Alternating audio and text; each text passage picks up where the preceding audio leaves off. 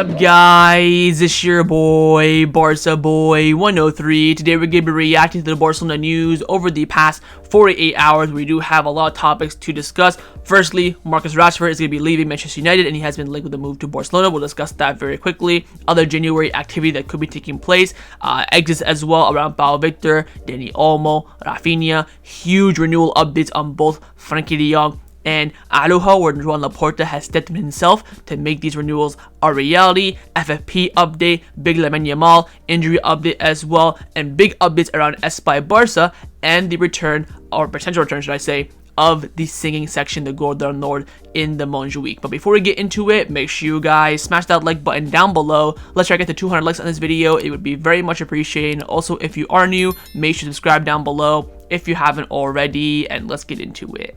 Let's start off with the transfer news over the past 48 hours. First off, very quickly, I want to touch upon these rumors about Marcus Rashford, who is reportedly going to be leaving Manchester United in the imminent future, whether it be January or the summer, and he is being linked a lot to a move to Barcelona. I want to make this very, very clear that there is absolutely zero interest from Barcelona in Marcus Rashford whatsoever, unless he becomes a monumental market opportunity where he's available on a loan deal. His salary is like 80% covered by Manchester United for a potential maybe January move. This deal is not happening. There are reports suggesting that he wants to move to Spain. According to Fabrizio Romano, he can go to Getafe. Does not bother me whatsoever. Barcelona are in the market for a top left winger who can perform at the highest level week in, week out. Not some dusty winger who performs 2 months in the span of 3 years and lets go drinking after games. That's not going to survive at Barcelona. He won't survive a month in that kind of surrounding. So we're not being linked with him. This is all coming in from UK outlets trying to spur some sort of noise and reports and sell papers. There's absolutely nothing in it, and I'll tell you right now, there will be nothing in this story as well.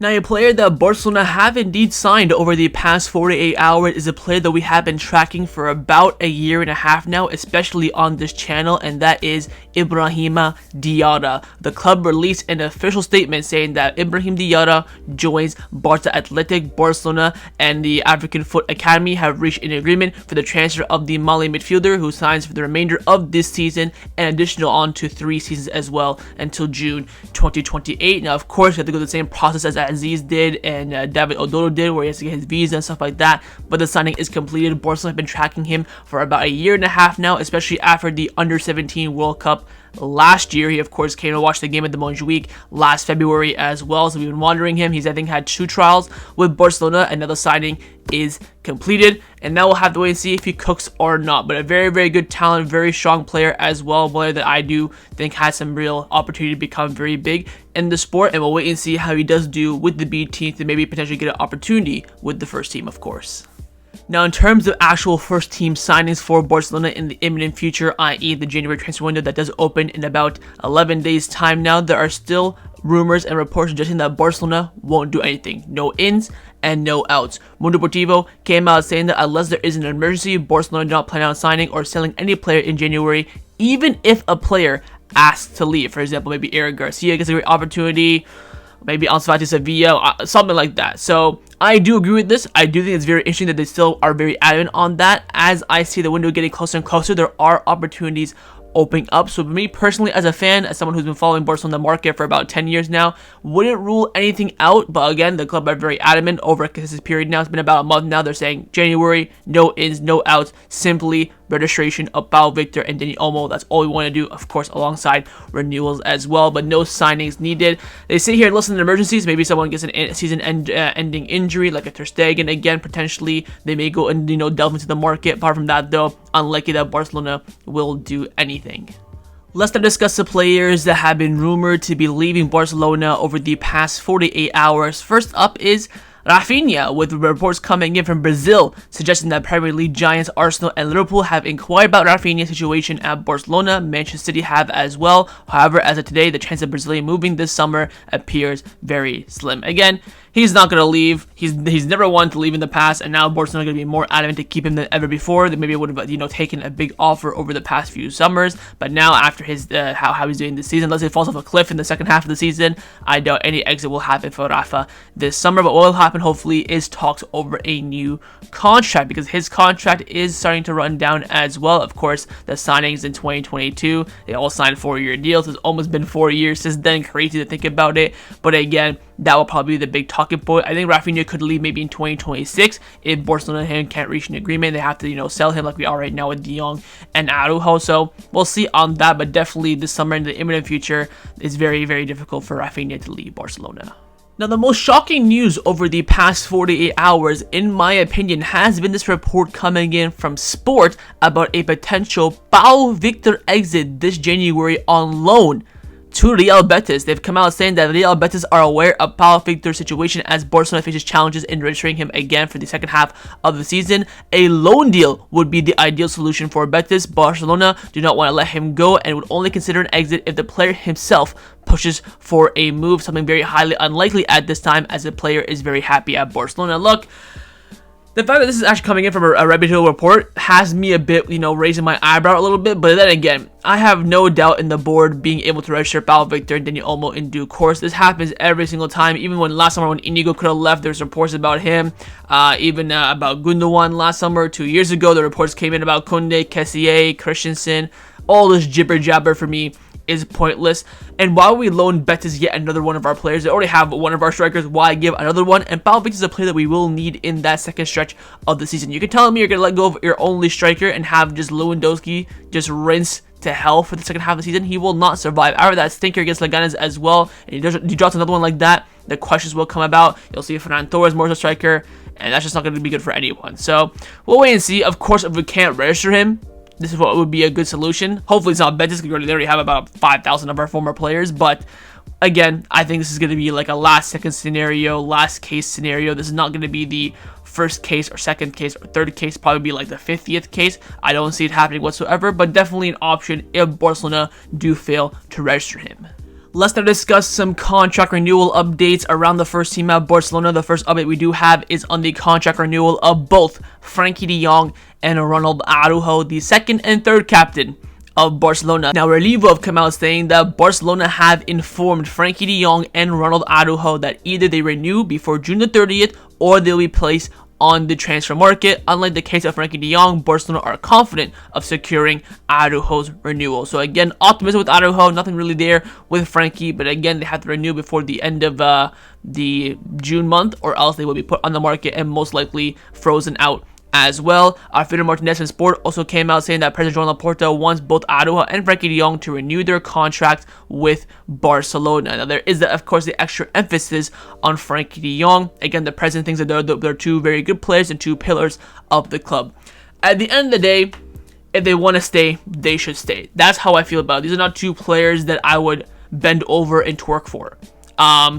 If they want to stay, happily, let's negotiate a fair deal for both parties and let's move on. But they're asking for over the, amount that they are worth, or they're asking for, other incentives that are not, feasible. I have no issue in Barcelona letting them walk.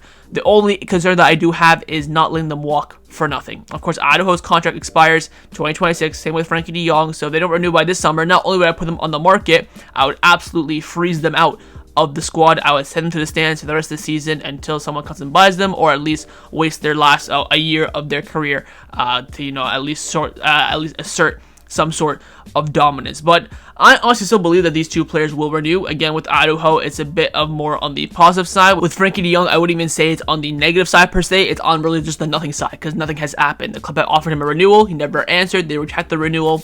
That's it. So hopefully stuff can start to spur about with both these two players. I do expect that mainly in the new year. So we'll wait and see how things do phase out. But again, Barcelona, Laporta, Deco are still very keen on renewing the contract of both Araujo and Frenkie de Jong. And right now the ball is in the players' courts. The next and final contract renewal update is on the contract renewal of both Pedri and Gavi, where the club have an absolute 360 and feel the complete opposite to Araujo and De Jong, where Levo came out saying the renewals of Gavi and Pedri are on the right track and it's only a matter of time before they renew. Hopefully, I've been saying this now for the past 2 months, we can get their contracts agreed by the end of this year. looking unlikely now since we only have about 11 days left, but hopefully by the end of January we can get these sorted out, because then we can, shift our full focus to Frenkie and Araújo, because again, you can't say, oh, you can't really juggle 4 renewals at once. That excuse, you could say, is still on the table, but hopefully the club can get this done ASAP. We heard that there have been, of course, meetings with Pedri over the past few weeks and Gavi as well, so hopefully these renewals can be done as quickly and as effectively as possible. Let's now discuss some of the injury updates around the first team at Barcelona. Just one update, it is of course on Lamine Yamal. Very quickly, of course, the team did train yesterday for the first time since the Leganes game. We saw Ansu Fati and Christensen participating in the full training session. Fantastic news there. Apart from them and the 2 marks, the only real injured player is Lamine Yamal. Now, Antonio Juan Martí has come out with a very interesting report saying that Lamine Yamal has been playing lately without feeling at 100%. The club knew his ankle would be exposed following his recent injury and that the luck might not come in their favor, and that's what happened. During halftime against Leganes, he was asked if he was better, but he wanted to continue. The staff knows that he was still not okay, so they subbed him off. Lamine Yamal now feels that this time he won't force anything. So the club, the staff, and the players knew that at halftime he was injured, and they still sent him out there for 20 minutes. Again, I can't look like a hypocrite, because if you told me, oh, send Lamine Yamal out there for 20 minutes, we win the game, I would have done it. But the fact that we risked him and we didn't win makes it even worse. That's why I'm a bit more upset with that. And also, the fact that letting a 17-year-old decide what's best for him in terms of health and fitness is a major concern. He's not, a veteran. He's not some, 28-year-old in his prime, 17, and you're taking these kind of risks with him. It is quite crazy. But the fact that he wasn't feeling 100% is also another, I think another criticism to Hansi Flick, where he needs to, improve and rotate the squad much better than he does, especially with games coming in, every few days. But there is some positives to the injury, in the sense that not his injuries are positive, but there are some positive news coming out following his injury.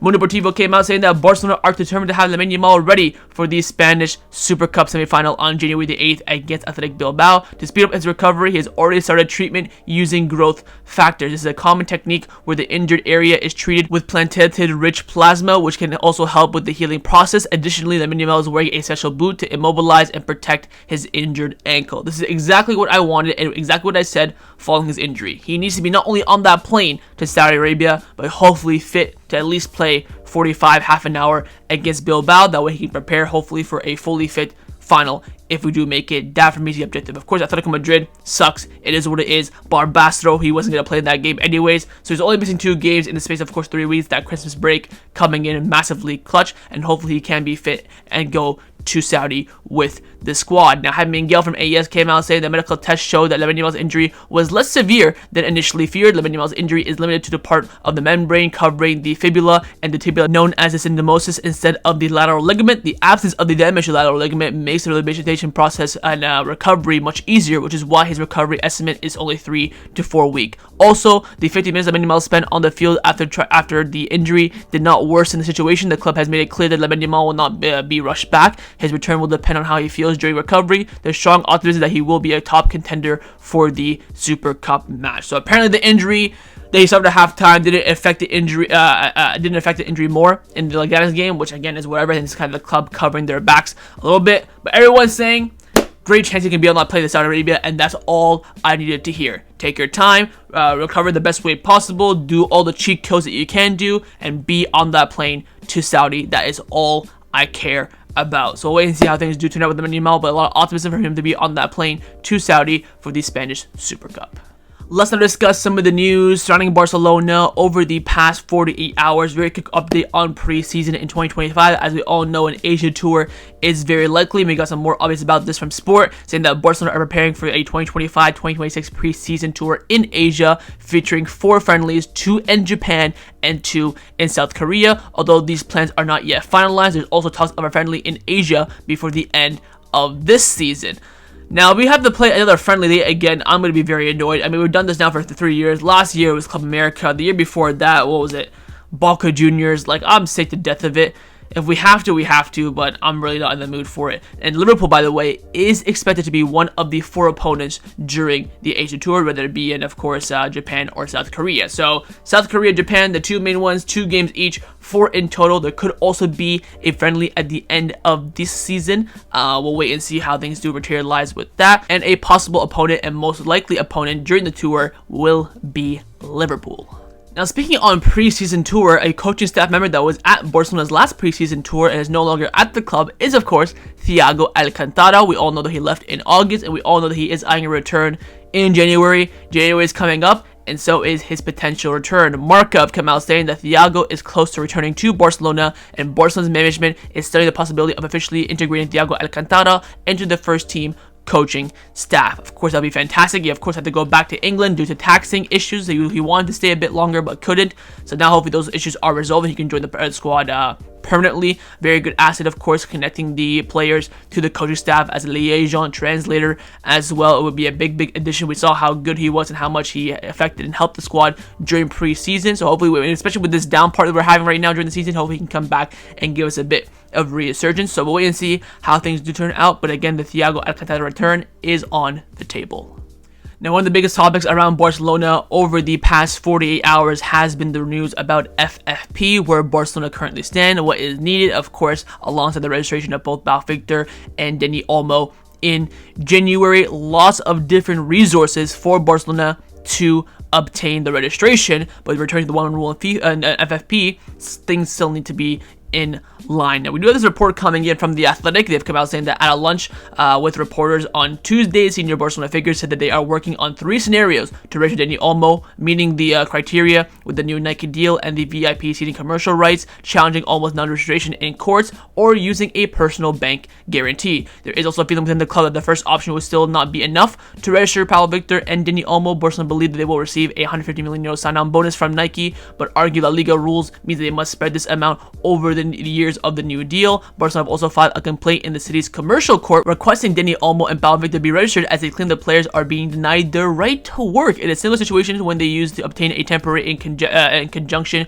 to register Gavi as a first team member last year and eventually fully registered him in the summer of 2020 after a prolonged legal dispute with La Liga. The first hearing of the Olmo Victor case will actually take place this Monday, December 23rd, and the final resolution will take place on December 27th. With the club feeling confident about this, the Athletic contacted La Liga for a comment, and nothing, of course, was given. The final option is the personal bank guarantee. They believe that the total amount needed to comply with the Liga salary limit is 60 million euros, and this is also confirmed by Marca, saying that Barcelona need around 60 million euros to reach the 1-1 rule, which is the one of the goals that Laporta, the board of directors, since he became president again. Since Laporta came in, until right now, we've never been in the 1-1 rule, and we're almost there. So a lot of options for Barcelona to return to the 1-1 rule. Again, the VIP tickets, the Nike renewal bonus embedded in the salary, so it counts. Going to court and saying that Dani Olmo and Pau Victor are being denied their right to work. So there's a lot of different options there that Barcelona can, of course, use. Now, also, we have an update coming in from Toto Costa saying that Dani Olmo wants to stay at Barcelona and is willing to wait for the club to register him. The club are already working on analyzing various options. Again, Dani Olmo is not going to leave. Very stupid claim. I think the same thing goes for Pau Victor. They may not be in the they might not be registered for the Barbasso game, which again Dani Olmo probably wasn't going to play in it. I'll go Pau Victor. That would be a bit of a blow for him, I'm not going to lie, but hopefully we can at least register Pau Victor for Barbasso and then maybe wait until we get on that plane to Saudi to register Dani Olmo. Now, Jonathan Tah was doing some press recently, and he was asked on the registration and returning the 1-1 rule, all that sort of stuff. And he came out saying that we're looking at a possible formula to register Olmo and Pau Victor, exactly what the report from The Athletic said. First, we have to consider legal measures, again, what the report said, which we ordered La Liga to let them be registered, or we can also use Ter Stegen's salary space, which also could be enough. We'll have to analyze your income streams as well. So again, that could be a good option. Of course, we use Christensen's salary to register Dani Olmo and Pau Victor, and now we can do the same thing with Ter Stegen. The issue is that if Ter Stegen can be fit by the end of the season, he basically won't be able to come back.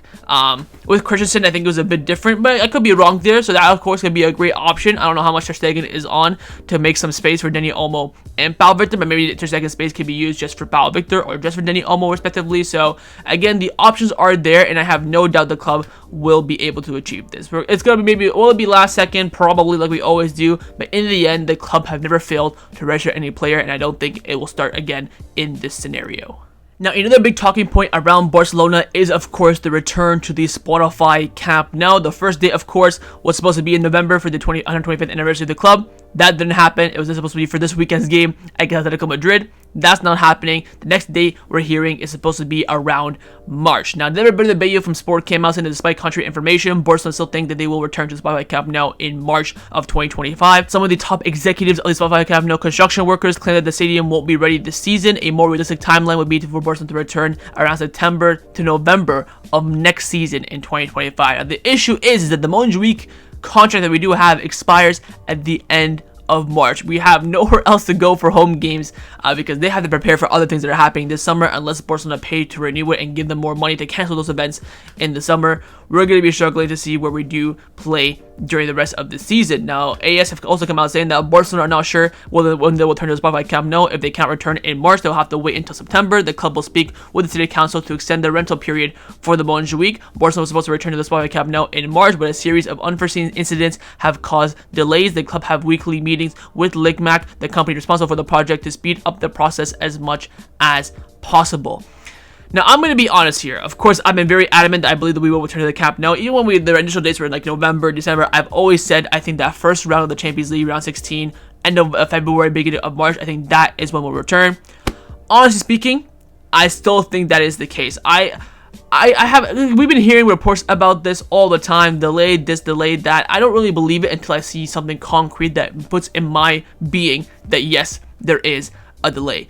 Now, Laporta again was speaking a lot to the media. He was asked on the construction, saying that, look, I can't give an exact date, but we hope to be back at the Spotify Camp Nou for the next round of the Champions League. Exactly what I've been saying now for the past 4 or 5 months. It's a race against the clock now. Again, I think a lot of reputations are on the line. The good part is that if Ligmac are late, they do have to pay a fine. So I guess we'll take the fine, which again will be some sort of income coming in for Barcelona. But again, I'd much rather be back at the Camp Nou this season. So we'll wait and see how things turn out over the next, I would say, month and a half or so. I think by the beginning of February, we'll have a pretty good idea of where we stand, whether we have to, stay at the Montjuic, go somewhere else, or we can go back to the Camp Nou. One of those 3 options will be on the table, definitely, but right now I still believe it's a bit too early to call. But again, Barcelona transmitting that they're going to be fine. They hope to be back this season, but media reports are suggesting that it most likely will not happen this season, so we'll have to wait and see which side is right.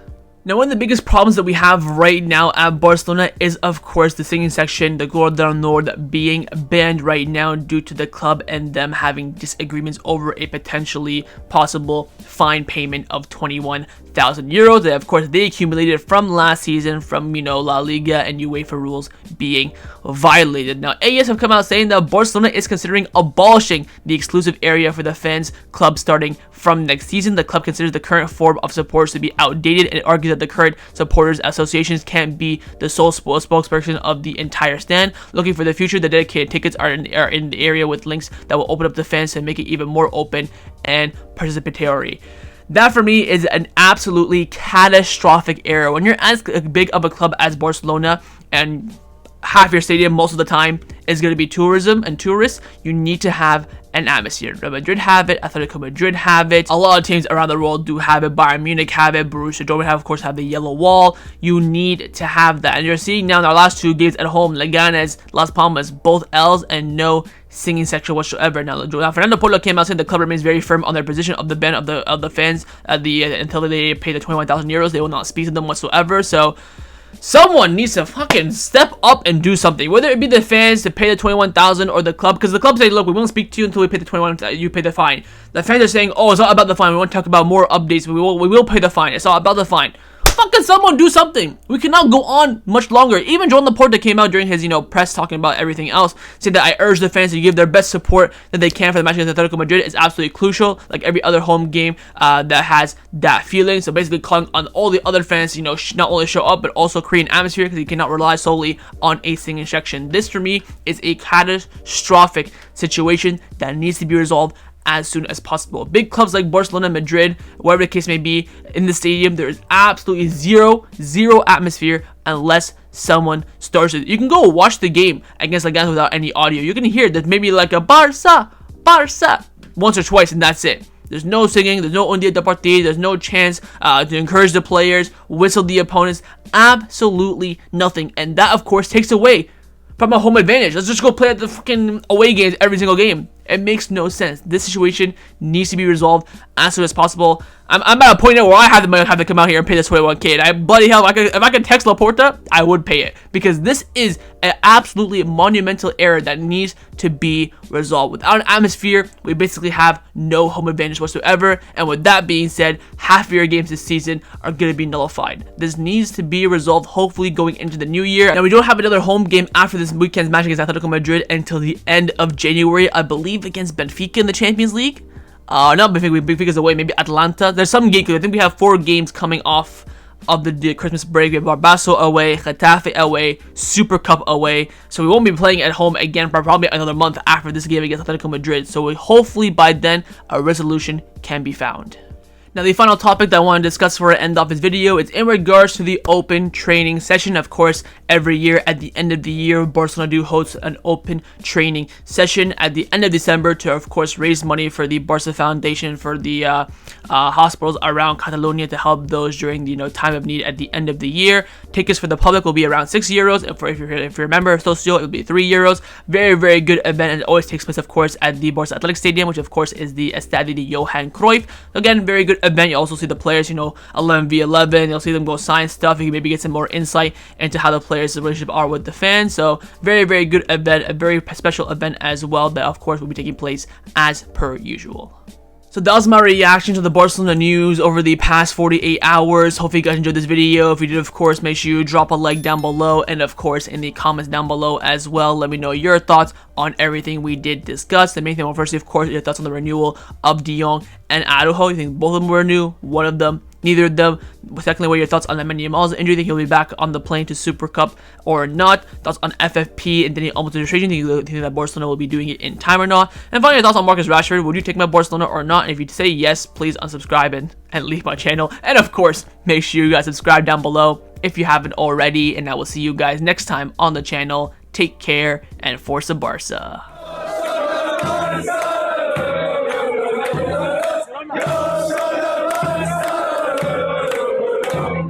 Yeah.